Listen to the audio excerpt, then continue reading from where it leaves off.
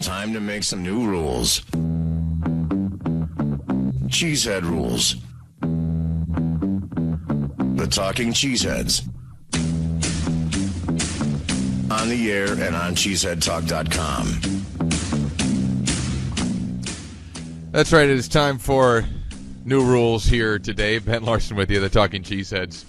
Cheeseheadtalk.com, the website, and on the air across Wisconsin. And every week we do it. Every Tuesday we have new rules for you, Cheesehead rules, that we feel are very important given the events that have happened in the last week of action. So we start with our first new rule, and our first new rule is quite simple.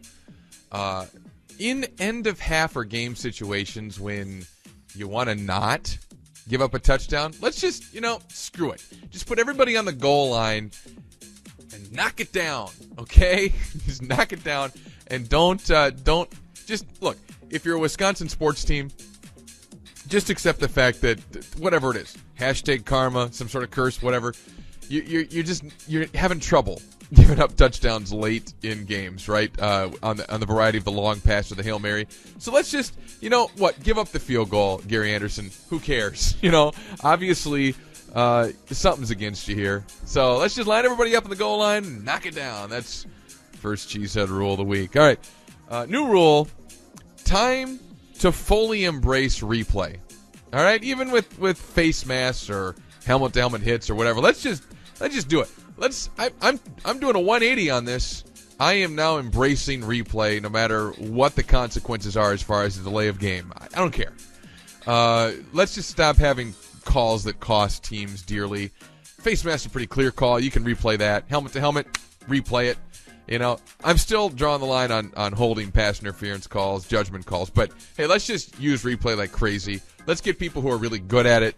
Let's get her done, right? There's only $1 billion or so on the line, or maybe more than that with the NFL and college football. Maybe, $20 billion combined, whatever it is. Let's get it right. All right, new rule. Don't try to change Aaron Rodgers, okay? He is what he is. And by the way, what he is pretty good, right? So he struggles in the fourth quarter.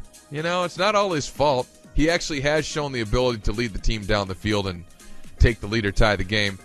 So he doesn't take risks. So what? What would you rather have?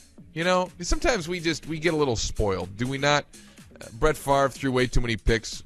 We got exactly what we wanted with Aaron Rodgers. He doesn't throw any and throws a ton of touchdowns and is like the best quarterback in the game today, everybody believes, except now it's Peyton Manning, whatever. But, what do you want? You think maybe this fourth quarter record thing might even itself out a little bit? I think it might. I could be wrong. I've been wrong before, but it could. So, new rule, don't change Aaron Rodgers. Don't try and turn him into a gunslinger with 3 minutes left in the game. Not going to happen. New rule, even if you're interviewing the king on the sideline, talking about LeBron James, even if you're talking to LeBron James, okay, you got to talk about a key missed call in a game or bad call in a game that could swing momentum in the game. Okay, I'm talking to you, Mr. Musburger. Okay? Stop looking at girls in the stands. Focus. Maybe you're looking at LeBron.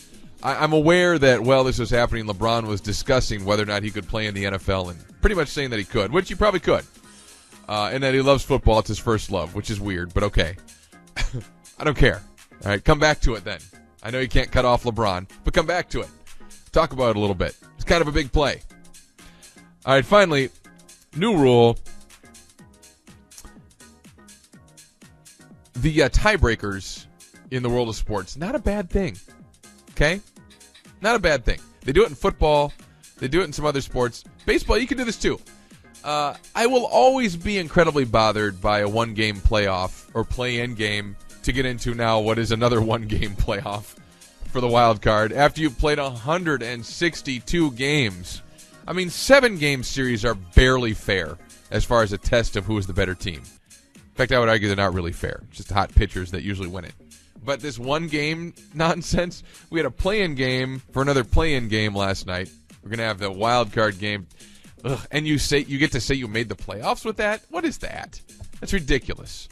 It doesn't make any sense. How can you play that many games and then have nothing as far as playoffs go? The whole playoff system in baseball is It's probably the worst one, right? Don't you think it's the worst one in all of sports as far as trying to determine a true winner? I've accepted that, but just use a tiebreaker then to determine who gets into the playoffs, please, instead of having to play another tiebreak game. You can do it.